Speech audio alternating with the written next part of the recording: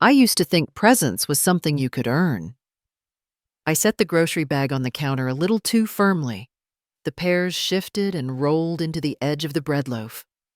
I should have packed better, but my mind had been elsewhere since morning. The crumble was already done.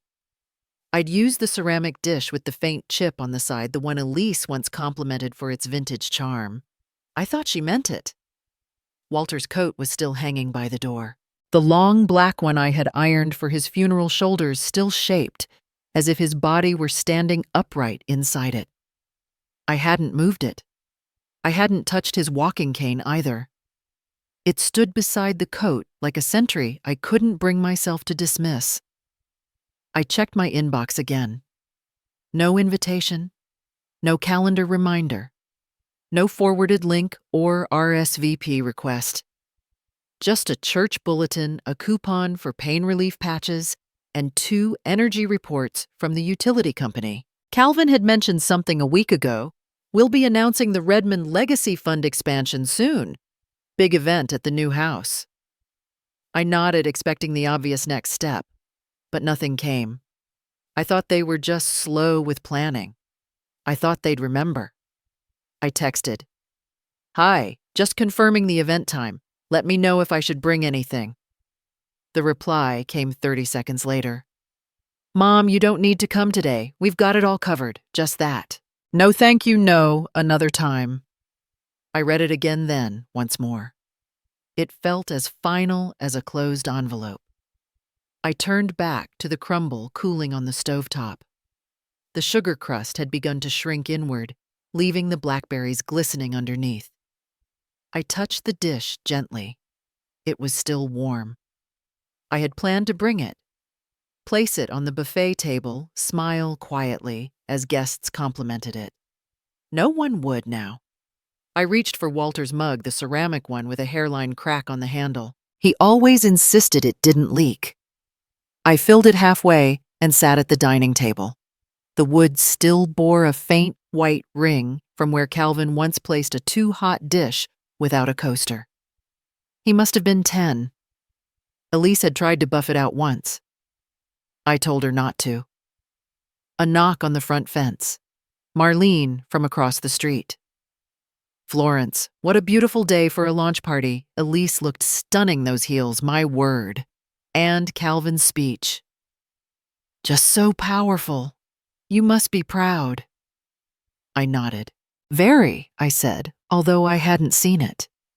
She tilted her head. "You didn't stay long, did you?" "I didn't see you in the photos." I smiled again, tighter this time. "I slipped out early." She waved and turned away. I stepped back inside, slowly closed the door, and let the lock catch with a soft click. The hallway bulb flickered again, just like it had for years.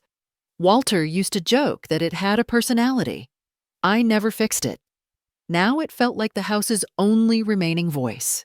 In the pantry, I saw the linen bag I had prepared, the one I'd meant to carry over with the crumble, some fresh herbs, and a small jar of fig jam. Elise once said, reminded her of her childhood. I sat again. The cushion gave under my weight. The silence was full of things that weren't said. A brochure peeked out from the side drawer under the phone. I'd forgotten it was there. Elise had slipped it to me a month ago, just in case you ever want something more manageable.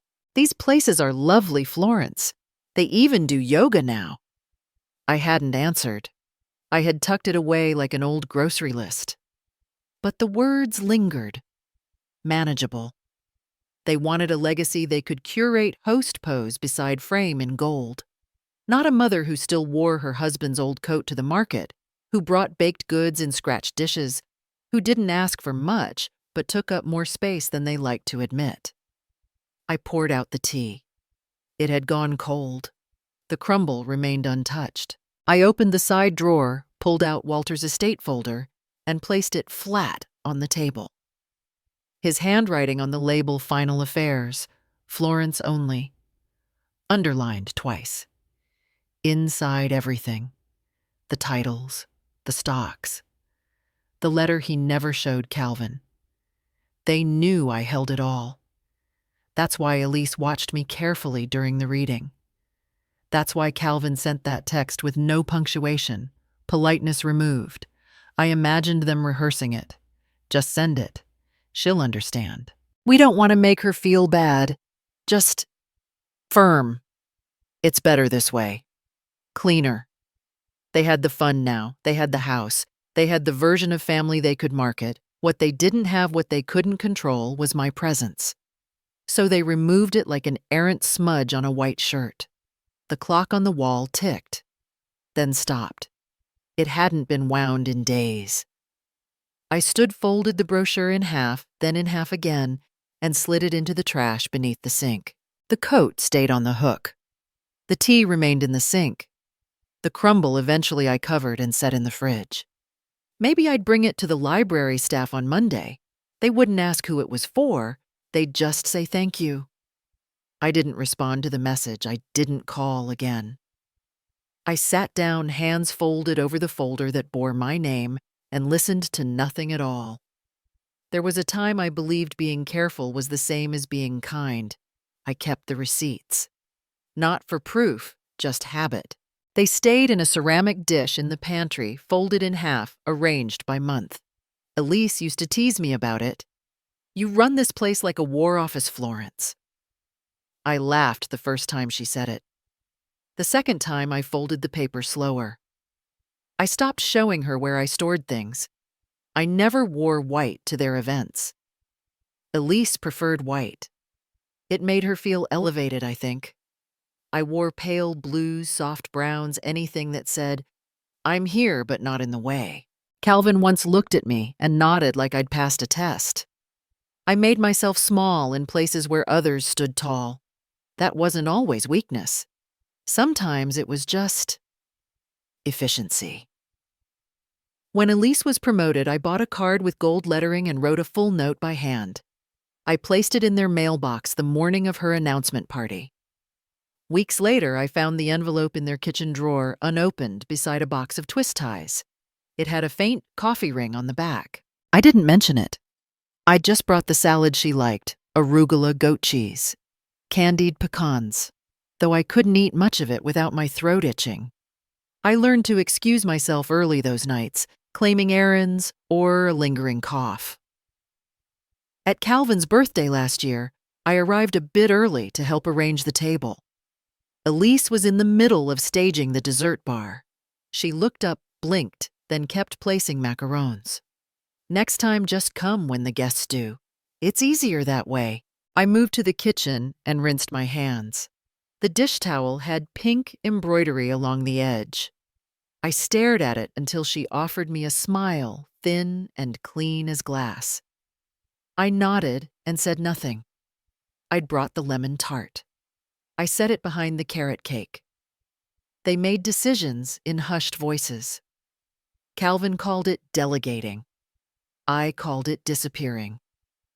I remember the day they suggested the house. Not directly, but just a gentle conversation over herbal tea, Elise stirring honey in hers, even though she never drank it all. You know, a smaller place might give you more freedom, Florence. Something with less to worry about. We could help you find one. You'd be closer to everything. She meant them. She meant their kind of life. I smiled and poured more tea into her cup. She didn't drink it. The day Calvin missed my birthday, he sent a text the next morning. Sorry, Mom. Elise's meeting ran late. We'll do something next week. We didn't. The cake stayed in the fridge. I cut slices over several days, freezing one just to feel less ridiculous. I used to keep a family expense sheet taped inside the pantry. Groceries, garden, maintenance, utility estimates, neatly labeled, color-coded. Walter once said it made us feel like stewards of something. Calvin laughed at that. You mean like a spreadsheet steward? Very noble. I kept updating it for months after Walter passed. No one ever looked at it. One day, I noticed Elise had stuck a recipe for turmeric smoothies over part of it. I didn't move it, but I stopped updating the numbers. I once asked Calvin if he wanted Walter's cufflinks. "I don't wear that kind of thing, Mom." He didn't ask what I'd done with them. I hadn't decided yet. They're still in the back of the drawer, nestled inside an old glasses case lined with felt. I tried to contribute in ways that wouldn't embarrass them. Clean towels in the guest bath, lavender sachets in the linen closet, a roasted chicken left on their porch during flu season. Elise once texted me a thank you with a thumbs up emoji. I used to make myself available. I rearranged dental appointments. I waited on the porch for deliveries they didn't want to sign for. I showed up when Calvin locked his keys in the car. He didn't come out right away that time. I sat on the curb for 15 minutes before he opened the door. "Sorry, conference call. You didn't have to rush." I never mentioned that I'd skipped my knitting circle. I used to press his shirts before job interviews. Elise offered to take over once. He came back wearing one that still had the packaging creases. I never said a word, just kept pressing mine, folding them slowly, edge to edge. Even when Walter was sick, I didn't push Calvin. He was busy. They were building something. I told myself timing mattered more than presents. One night, Elise left a bag by my door. It had vitamins, a scented candle, a note. "Just thinking of you. Remember self-care." The candle smelled like citrus disinfectant. I lit it once. Then I placed it behind the sugar jar where I wouldn't have to see it. At dinner last Thanksgiving, Elise made a toast to building forward together. She didn't look at me when she said it. Calvin didn't either. I was the one who carved the turkey, though no one asked. I noticed the knife was dull. I sharpened it quietly, running it along the steel like I had for 40 years. Walter used to hum when he did it. I hummed nothing. Afterward, I stayed to do the dishes. Elise folded napkins. Calvin poured wine for the neighbors. Someone forgot to blow out a candle, and it left a ring on the tablecloth. I cleaned it before they saw. Later, while gathering my coat, I overheard Elise in the hallway. She means well, but sometimes it just takes too much energy. There wasn't malice in her tone, just fatigue, like someone deciding what not to carry into the next season. I closed the door behind me without a sound. I remember once thinking they'll see it eventually. The effort, the care, the ways I tried to keep from taking up space while still being present in it. But some things only count when they're performed. And I was never much of a performer. People don't usually notice what they forget. The framed wedding photo is still on the bookshelf. Calvin's shoulders are slightly turned, Elise's bouquet angled just right. Her friend Melanie, my godmother in spirit. She once laughed, smiling beside them, seated right where I should have been. I was at the reception, of course. I remember the seating card, white with gold trim. My name printed small, misspelled by one letter. I sat near the kitchen entrance next to a cousin of Elise's who spent most of dinner texting under the table. When the music started, my view of the dance floor was blocked by a potted fern. No one asked me to dance. A few weeks later, the photographer sent over the proofs. Elise picked 25 for the album. I wasn't in any of them. Calvin said they were going for a cohesive aesthetic. I nodded. That same week, I found one of Walter's old books while dusting. Ledgers and Legacy Notes from a Quiet Office. He loved the title.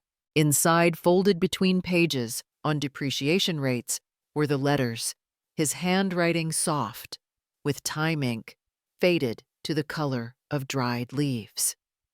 "Florence, today I saw you fold the laundry in silence after they left. I hope one day they understand the weight you carry." He wrote when things happened. Not big things, just moments. A glance no one caught. A laugh that landed too hard. A silence that lasted just long enough to mean something. I never showed Calvin those letters. I don't think he would have known what to do with them. The year he received the Jameson Scholarship, it wasn't him who called me. Walter did. Our boy made it. He didn't tell you I remember standing in the middle of the kitchen, dish rag in hand, listening to the ticking clock. Walter read the email aloud like a ceremony. Calvin texted me later that day. Just got into Jameson. Super grateful. 3 words, no punctuation. No mention of the weekends I helped him prepare for the interview, the mock questions I printed out, the tie I bought so he'd look sharp. I replied with a heart emoji. There was a cake I'd planned to make. I never did. 1 year for my birthday, I received a card from them. It had a printed floral design and a pre-written message. The envelope wasn't sealed. No handwriting. Just from Calvin and Elise in bold serif font. It stayed on the mantel for a week before I tucked it behind the old piano books. The only card with ink on it that year was from the library director thanking me for reorganizing the donation room. The day I received the Employee Excellence Award at the accounting firm, I called Calvin from the parking lot. I remember holding the plaque glass etched with my name in full and hearing his voice through the receiver. "Oh, that's good, Mom." Nothing else. I stood in the elevator holding the plaque close to my chest while the numbers lit up one by one. I didn't tell anyone else at home. I just placed the award in the cabinet behind the cookbooks. A month later, Elise commented on the cabinet. "It's charming how vintage you keep things." She never opened it. I once offered to help them set up their tax folders. Elise responded over her shoulder while trimming flower stems. "We have a service for that now, but thank you." The scissors clicked twice. That was the end of it. I keep the old expense ledgers in a locked drawer now, not because anyone would want them, just because they once mattered. Each column was precise, each total double-checked. Walter used to joke that I could balance a budget in my sleep. Maybe that's why the house never fell apart. It was meant as a compliment.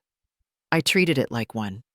The house hasn't fallen apart, but sometimes it doesn't feel like it's mine. Calvin's voice changed after he married, softer around the vowels, firmer in the pauses. I used to hear it on speakerphone when Elise called him from the next room. She once said, "I'm not sure your mother understands boundaries. I was folding laundry. They didn't know I heard. The boundaries were always there. I just thought they were flexible." There's a china cup in the cabinet, pink roses along the rim. Elise once told me it reminded her of her grandmother. I let her take the matching plate. She never used it. Now the cup remains alone. When I visited after Elise's surgery, I brought broth in a thermos. She opened the door in silk pajamas, eyes already fixed past me. "We're not really doing visitors today, but that's thoughtful." She took the thermos and closed the door with a soft thanks. I walked back to the car, slowly, hands colder than the air. I once embroidered Calvin's initials into a towel set when he moved into his dorm. The set came back unused at the end of the year. The school had everything. I never needed those. I donated them to the shelter. I still have a scarf he made in 2nd grade, crooked stitches, ends uneven. He gave it to me at Christmas, eyes shining. I wore it every year until Elise asked gently, "Wouldn't something softer be nicer for your skin?" It's in the back of the closet now, wrapped in tissue. The birthday dinner I hosted the year before Walter passed was the last one they came to at my house. Calvin brought wine. Elise brought a friend. They arrived an hour late. Traffic was unbelievable. You wouldn't get it. The roast was cold by then. I reheated it in the oven while they talked about a new podcast series. I served dessert quietly. No one noticed the candlelight flickered each time the back door opened. After they left, I found one of Elise's earrings under the armchair. I placed it in a small box labeled "Things Left Behind." It's still there. I've never confronted them. I've never yelled. I've only stood in rooms where my name wasn't said, where my stories weren't asked for, where my seat was closer to the hallway than the hearth.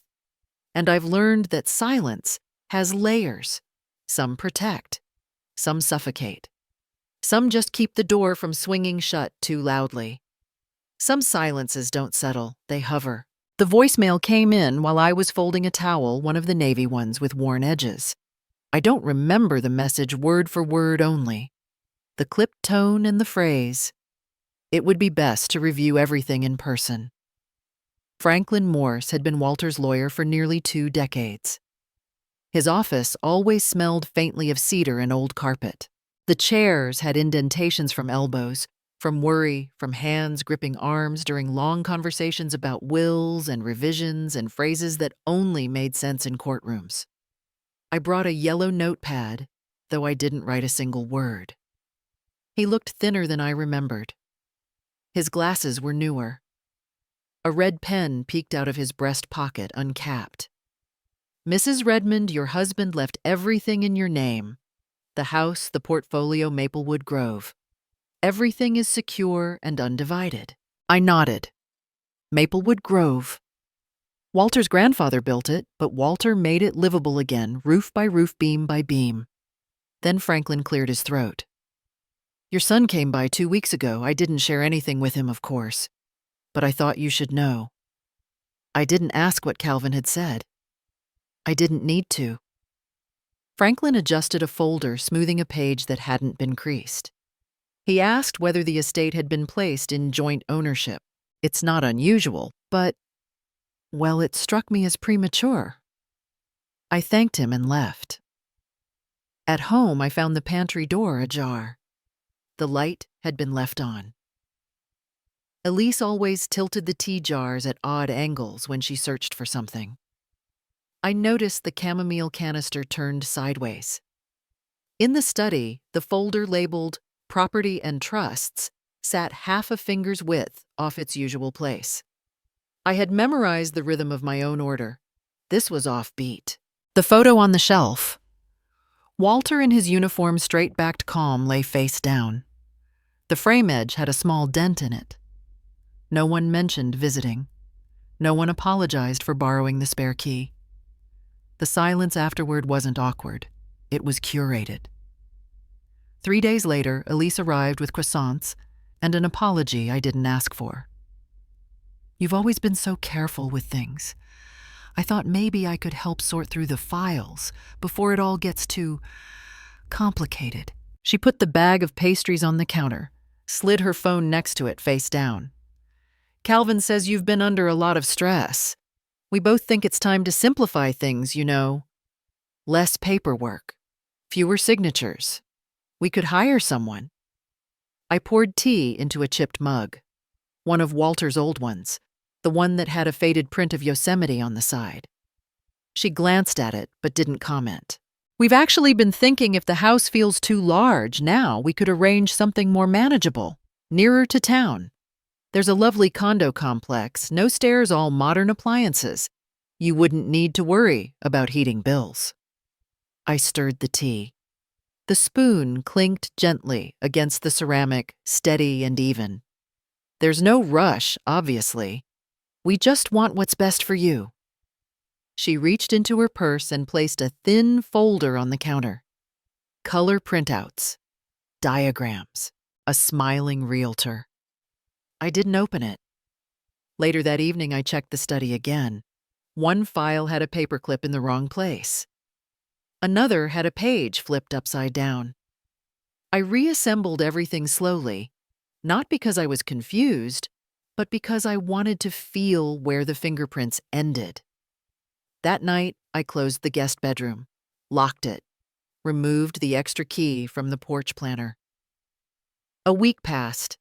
Then an envelope arrived, cream-colored with no return address. Inside was a typed proposal, Redmond Legacy Fund Expansion Plan. It detailed projected returns estate transfers and a clause that included my name as an honorary contributor. At the bottom, Calvin's signature. Below that, Elise's. There was a line in the proposal. We envision a legacy built on streamlined assets and collaborative leadership. I left the envelope on the hall table beside a cracked ceramic dish, the same one Calvin made in 6th grade. Misshapen, unbalanced, but I had kept it anyway. The next morning, I placed Walter's photo upright. brushed the frame clean with a dry cloth. I didn't cry. I didn't speak. At breakfast, the eggs were cold by the time I finished thinking. "We just want to help make decisions easier," Elise had said, holding her pastry like it was a delicate truth. "We're not trying to take anything," Calvin had texted the day before.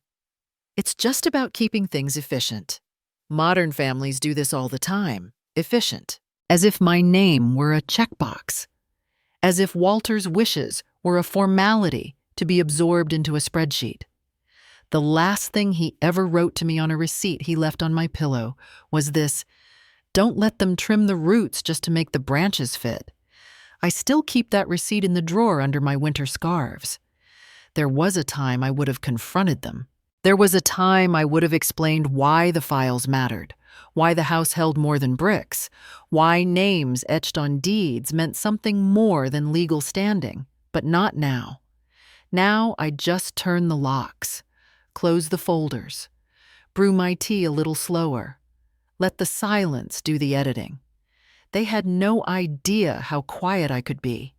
I'd once kept an entire house breathing with nothing but folded towels and reheated coffee. I'd held back full opinions behind closed lips, ironed shirts that were never worn again, let birthdays slide into Tuesday afternoons without asking why. This was no different. It only looked like retreat from the outside.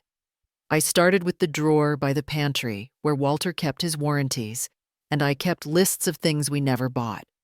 At the back, I found the envelope he'd once marked "Only if Florence needs it." I didn't open it.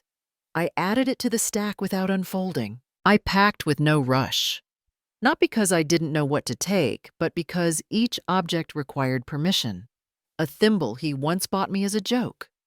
A chipped tea saucer with a map of Iowa fading under the glaze. A sweater still carrying the scent of cedar and thyme. The morning I met with Teresa, I wore my oldest flats, one sole thinner than the other. She never looked down, just gestured to the chair. The deed secure. I updated the legal designation and filed the new will. A pause. "You left the beneficiaries blank." I nodded. She placed a black pen next to the signature line and moved the folder closer. I didn't reach for it. Not yet. "You're not obligated to explain anything," she said. I signed. I took nothing else with me from her office except the quiet confirmation that my name now held its own ground. I didn't leave the house in boxes. That would have given them something to notice. I took my time over 3 days, one drawer at a time, one file at a time. At the end, I left the silver tray where it always sat, and next to it, a sheet from the old grocery list pad. In my handwriting, I'm fine. No need to look. Don't knock if it's about money. I didn't sign it. When I arrived at Maplewood Grove, I reversed the car in without looking at the house directly. I didn't need to. My name was already on the deed. The trees had grown taller since I'd last walked the back lawn. A small bird had built a nest above the porch light. Walter would have left it there too. Inside, I didn't turn on the lights. I knew the floorboard that creaked before the study. I didn't dust the windowsills. I unpacked one thing, a photograph of Walter, not our wedding, not a holiday, just him at the workbench with ink on his fingertips. I placed it in the hallway and kept walking. The first message arrived by dinner. "Hey, Mom," Elise and I stopped by. "You weren't home. Everything okay?" Then you could have said something before leaving. No punctuation. Just space. The third message came with an image. A picture of the kitchen, my old kitchen. The note I'd left, now unfolded, sitting next to an untouched coffee mug. Was this necessary? I didn't reply. I deleted the image and turned off notifications. The silence afterward wasn't heavy. It was flat, like a page, with no writing waiting. I made toast. I ate with the lights off. 2 days later, a white envelope slid under the front door. No stamp. Inside, an article clipped from a local business magazine. Headline circled in pen, Next Generation Wealth. How the Redmonds are expanding the legacy. No mention of Walter. No mention of me.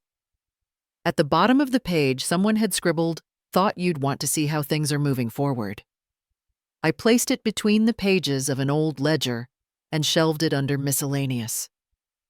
The following morning, I received a call from an unknown number. I let it ring. Then again, then silence. Later, a voicemail. We just think there's been a misunderstanding. You're making this harder than it needs to be. I boiled water. That afternoon, I met with a locksmith. He asked no questions when I pointed at the front gate, then at the safe in the back room. Want the code changed too? I nodded. I didn't tell him what the code used to be. It was Calvin's birthday. Now it was my mother's maiden name. No one remembered it but me. A week passed. Elise showed up in person. I watched from the upstairs window. She stood in front of the door in heels too high for the gravel path, holding a reusable shopping bag. No knock. She turned and left it on the doormat. Inside, a box of gluten-free cookies, a note on monogrammed paper. We understand if you need space. But this isn't the way to handle family. No salutation, no name. I donated the cookies to the library drop-off bin. I folded the note into quarters and tucked it behind the water meter in the basement. That evening, I sorted the papers once more. Made sure the insurance had no emergency contact. Removed my name from the neighborhood directory. Bought stamps without faces. I opened Walter's envelope. Inside, a blank check. One line filled in his writing, still familiar for Florence.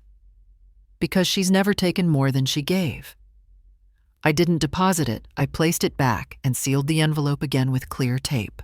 The next morning, I sat at the edge of the bed and watched the hallway fill with soft light. A single moth fluttered near the window. I didn't move. Let them wonder. Let them knock. The quiet is mine now. I didn't realize how quiet the world could be until no one expected me to answer. The house creaked differently than the one I left. Maplewood Grove had deeper floors, older windows, thicker silence. The kind that settled into the folds of your sweater and watched with you as you drank your tea. I didn't play the radio. I didn't unpack all the boxes. I kept the light on above the stove, not because I needed it, but because Walter used to say it made the house feel less alone. The first night I lay in bed and waited for a knock that didn't come. I had locked that door for decades out of habit, not fear. That night I left it open. The tea tasted different here, not better or worse. Just unfamiliar, as if the water had memory, and mine wasn't part of it yet. I rinsed the cup, slower than necessary, fingers brushing the ceramic like it might speak.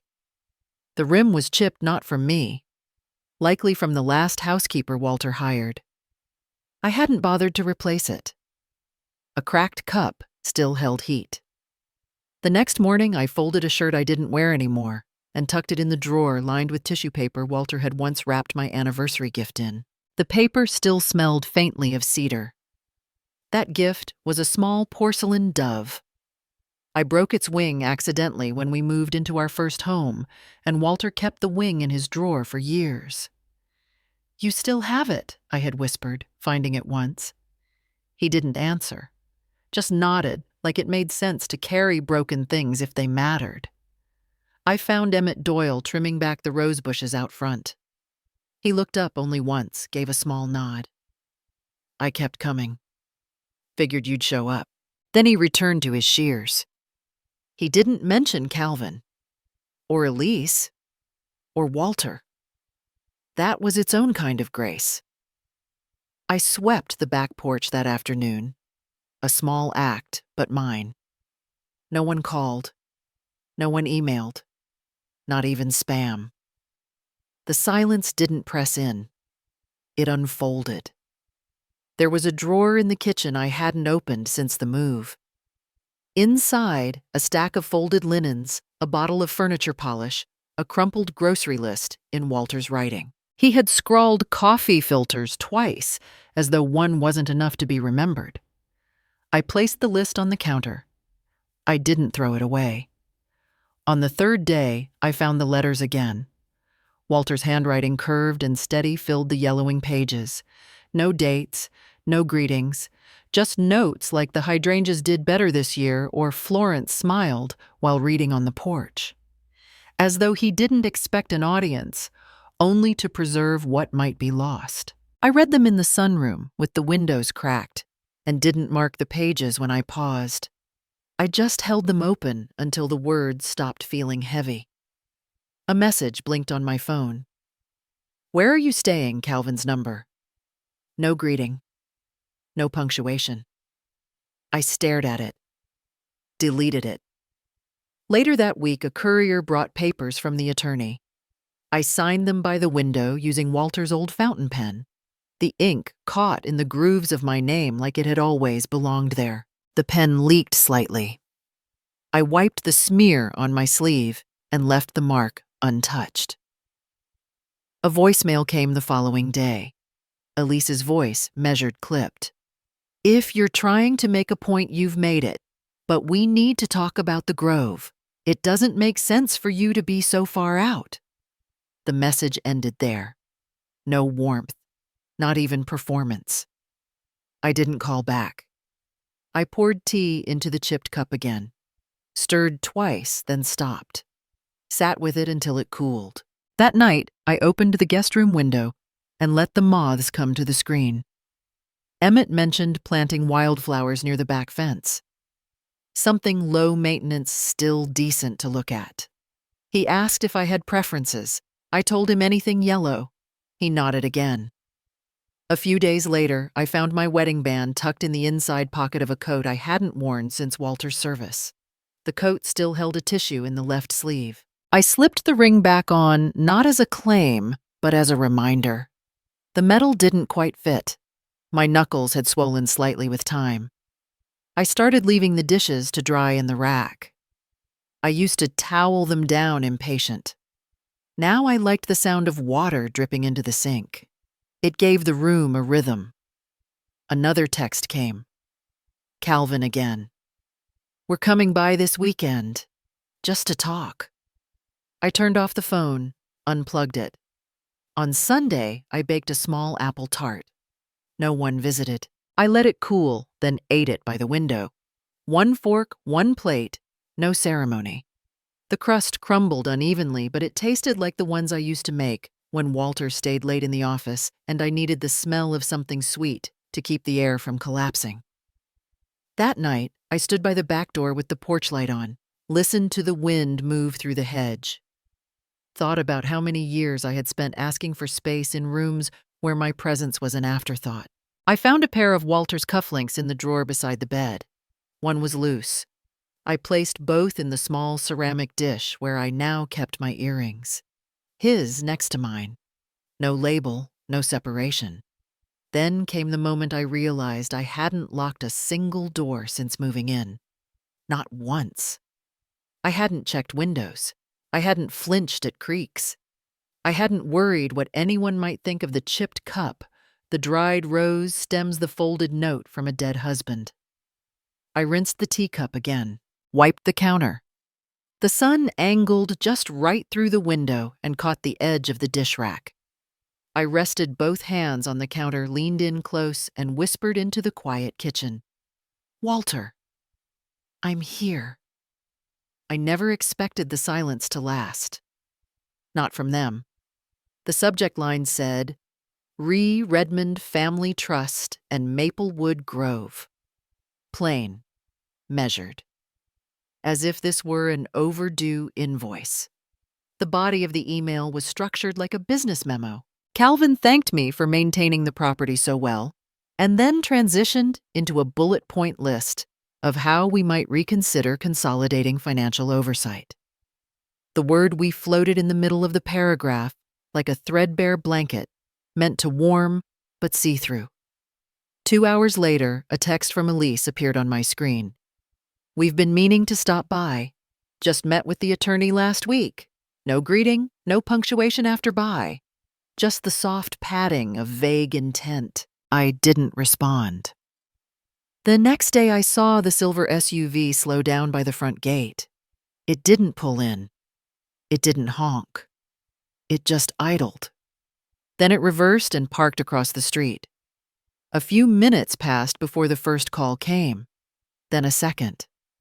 The third didn't even vibrate. I had already turned the phone face down. From the upstairs window, I stood behind the curtain. They didn't look up. Elise had sunglasses on. Calvin leaned on the hood, arms crossed, as if waiting for a late lunch reservation. Neither approached the bell. That would have required effort or nerve. An hour later, a new message blinked onto the screen. We're not here to argue. This is about the future of the family. The phrase circled in my head for a while, the family. They had never used it like that when Walter was alive. Not when I managed his prescriptions. Not when I filed taxes on their behalf after Elise forgot the due date. Not when I stitched the torn lining of Calvin's old college suit because he needed it for a fundraiser. Back then, it was Mom, not the family. The old tea mug had a chip on the handle now. I still used it. A few nights later, another text arrived. Longer, more polished. Elise's tone, part lawyer, part niece at Thanksgiving. We understand if this feels sudden, but we're just trying to avoid future complications. Perhaps you'd prefer a neutral third-party administrator. It doesn't have to be Calvin. No mention of visiting for dinner. No suggestion of bringing over groceries or asking if I needed anything. Only one part stood out. It doesn't have to be Calvin.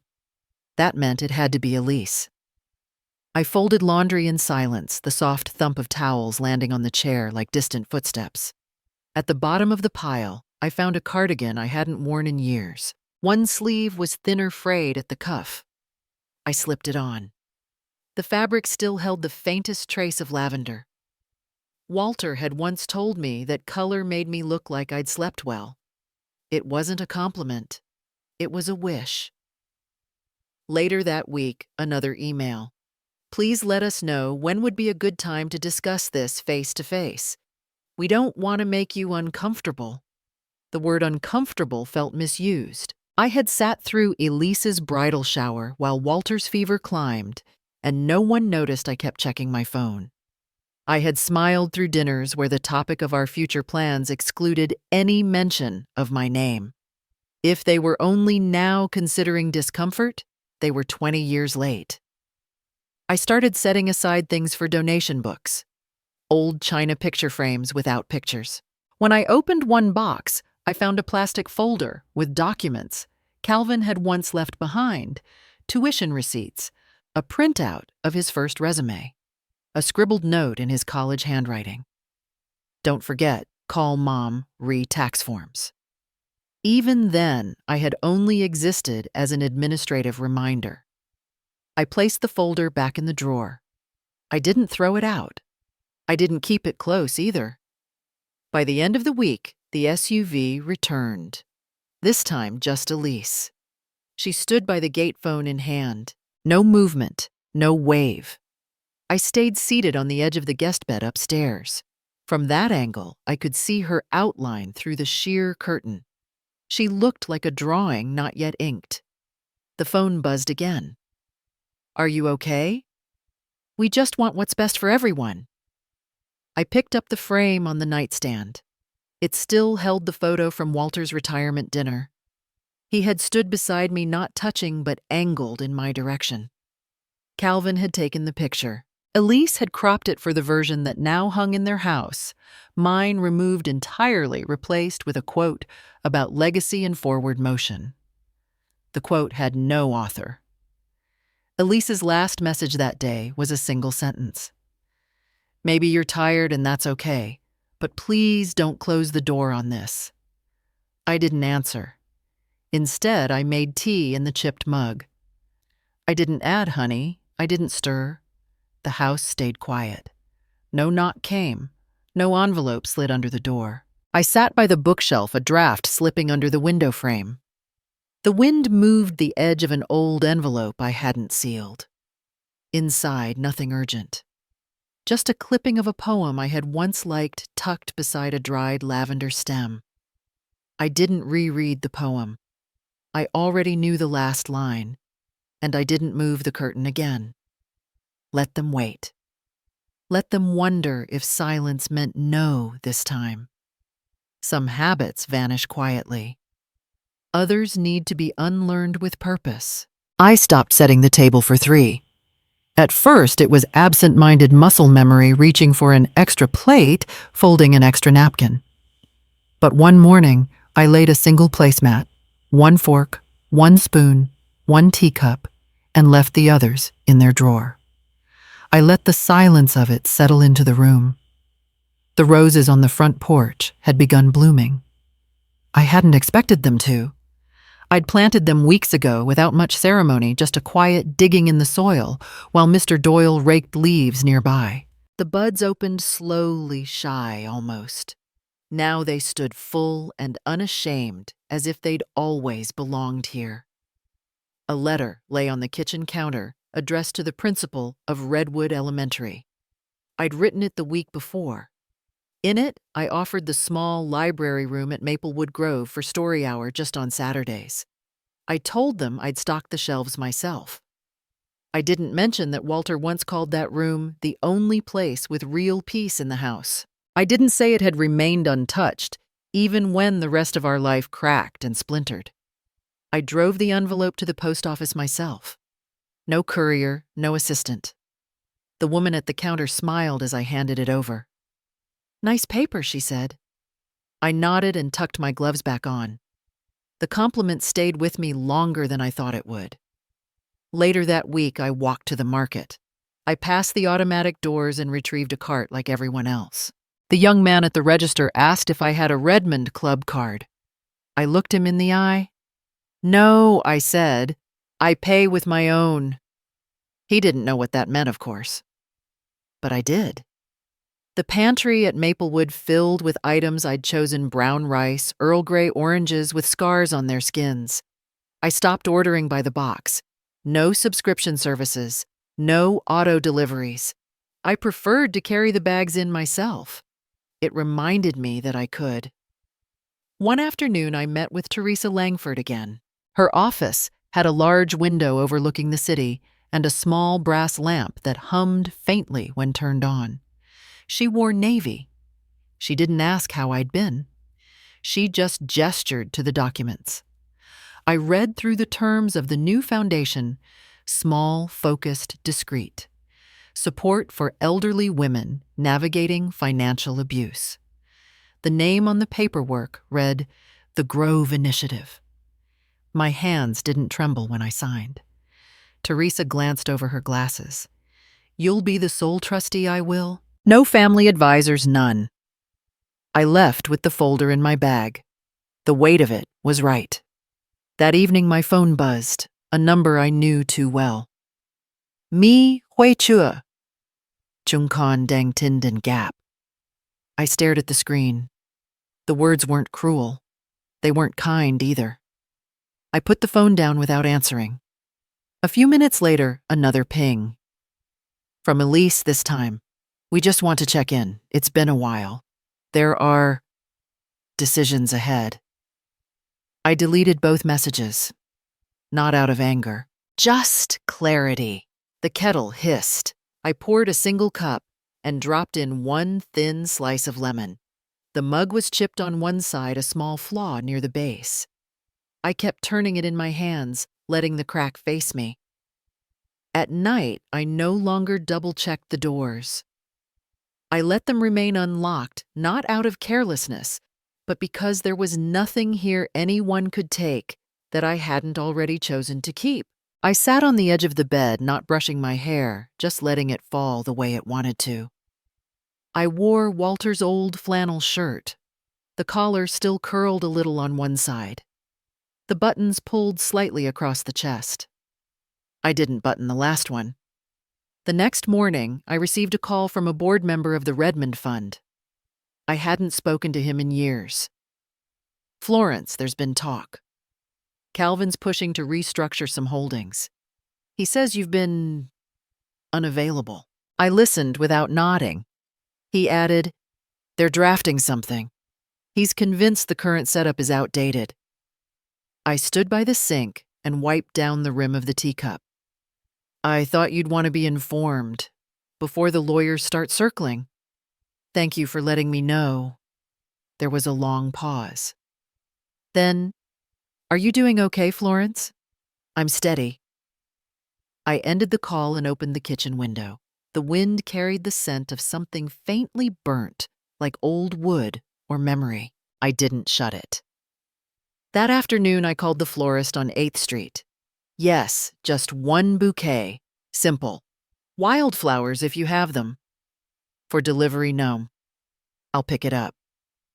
At the checkout, the woman adjusted the ribbon and asked who it was for. No one in particular, I replied. They're for the room. That night, I placed them in the library on the shelf below the framed photo of Walter.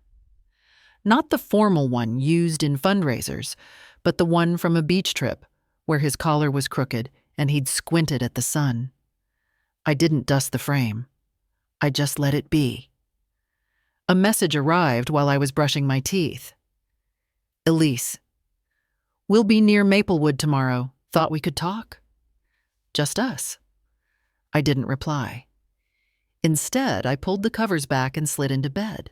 No television, no audiobooks, no alerts. Just the soft sound of wind outside and the loose drawer on the nightstand that always creaked when I leaned on it. Somewhere a floorboard shifted. I didn't move to check. I left the hall light on, not out of fear, but because I liked the way it touched the doorframe warm and narrow, like a path you don't need to take but can. And before I turned my face to the pillow, I whispered once not to anyone. Not for anyone. Just enough to let it echo quietly back. I'm not waiting. I didn't want a scene. I wanted certainty. And something quiet. The key was heavier than I remembered. Not in weight, but in history. I held it between 2 fingers for a while, letting the cool brass rest against my skin. It used to sit on a hook by the front hall mirror. Elise had labeled it Redmond House with a gold sticker when she was 16. I peeled that sticker off 2 weeks ago. I folded the deed transfer with care and placed it in a thin manila envelope along with the notarized letter. No notes. No explanations.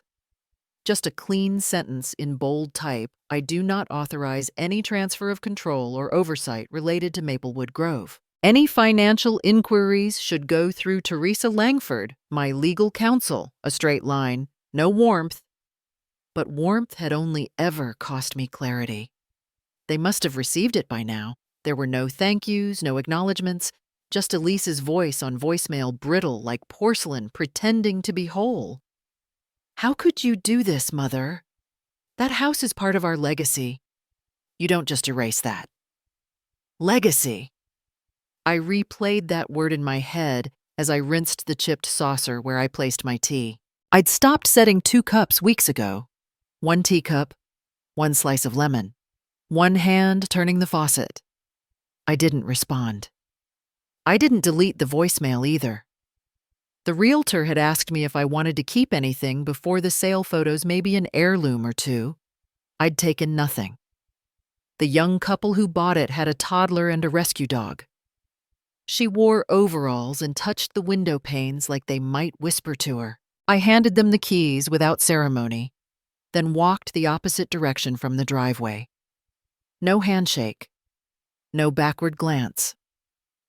Later that evening, I found the original spare key still in Walter's old toolbox. I slipped it into a plain envelope, sealed it, and placed it on the side table in the front hall. I didn't write a name on it. I didn't need to. A few days after, Calvin forwarded a document unsigned full of clauses. He called it a proposal. In it, phrases like streamlining family resources and reducing estate fragmentation were underlined. I'd seen those words before, always dressed in politeness like knives wrapped in lace. The mailbox stood unbothered as I left it untouched. When Emmett Doyle passed me near the rose arch, he gave a nod. "You holding up all right, ma'am?" I placed the shears back in the canvas bag. Better than ever. Just no familiar shadows left. He didn't press. He never did. I didn't tell him about the Sunday I sat with Teresa in the library reviewing every document that used to have the words "Family Trust" printed across the header. We didn't burn anything. We archived what mattered. The rest went into a locked drawer labeled "Closed." There was a tin in the back of the pantry, Walter's handwriting still faint on the lid. Coffee filters. Do not toss. Inside were newspaper clippings, mostly of Elise's charity features, Calvin's speaking events, and a Christmas card I never received, but somehow ended up in the mix. I tossed them out with the expired condiments. Legacy wasn't meant to be inherited like furniture. It was either lived or lost. Elise sent another message. "We're worried you're being isolated. People your age need structure. It's not healthy to make sudden changes." The phrasing reminded me of a seminar I once sat through in my 20s about passive intervention in corporate settings. Her words weren't hers. They were a template. I stared at the screen long enough for it to go dark. Then I stood, opened the window an inch wider, and let the breeze fold around the curtain. I didn't reply. On the third Sunday of the month, a letter came from a woman named Jordan. She and her wife were the ones who'd bought the old house. The letter was short. "We love the kitchen. Our daughter calls the fireplace the story nook. Thank you." I reread it twice, then placed it in the drawer next to my will under a folder marked private. That night, I wiped down the dining table even though I hadn't used it. There were no fingerprints, no dust, but I wiped it anyway.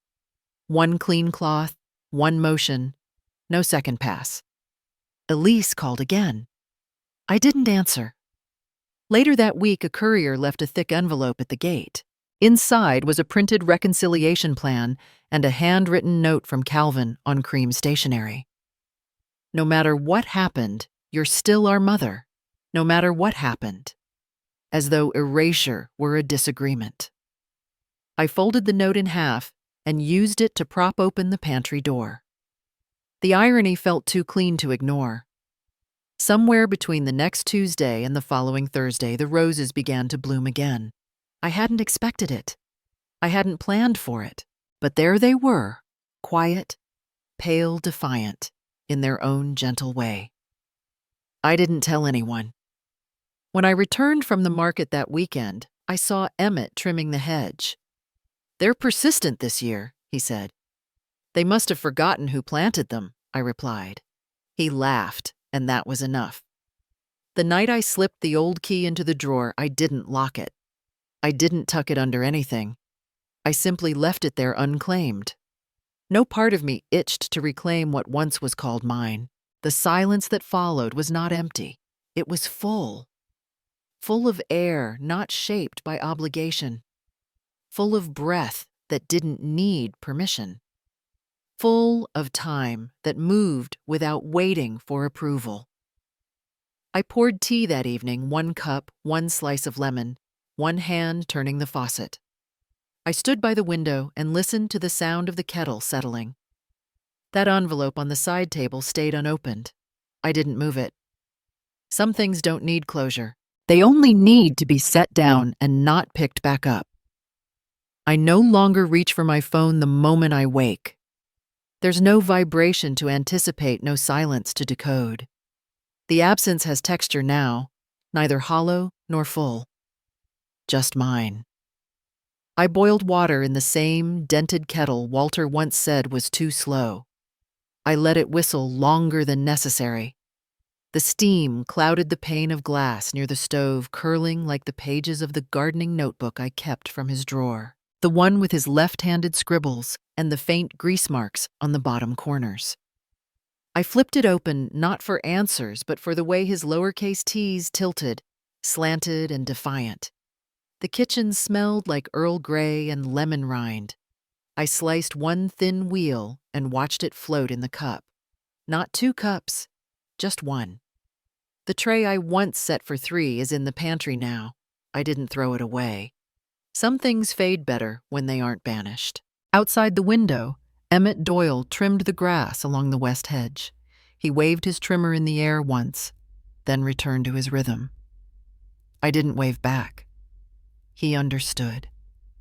Children arrived just after 9. I heard their sneakers' first soft thuds on the gravel, like birds too shy to land. Their teacher, a young woman with a name I never caught, properly led them toward the side entrance. "Thank you for the beautiful reading room, Mrs. Redmond." She didn't pause long enough for a response. I dipped my head slightly. That was all. Their laughter filled the hallway. The wooden floor didn't mind the noise. Neither did the books. I let them roam. Crayons rolled across the low tables. One girl pressed her palms flat against the glass doors and traced circles in the condensation. I stayed seated by the window teacup, warm in my hand, untouched. I'd taken down the old sign 2 days earlier. Redmond residents had hung there since Walter first staked the post. I ran my fingers along the edge once before unscrewing it. The wood split slightly near the base, as if relieved. I placed the new board gently in its place. It read, "Maplewood Grove Library, quiet as power." I used a wood-burning pen to etch the words. Took me 4 hours and several test planks.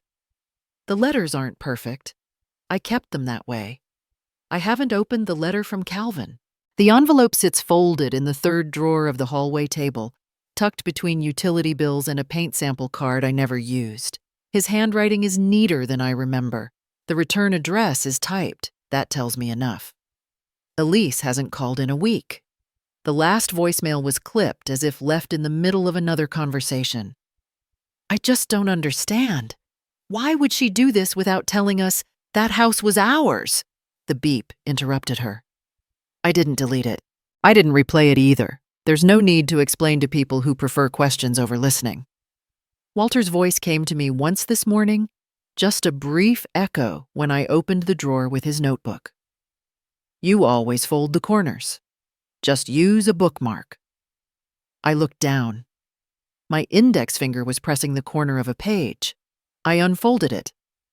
The maple tree outside the kitchen has turned fully amber. Leaves fall without asking permission. I swept them from the porch last night.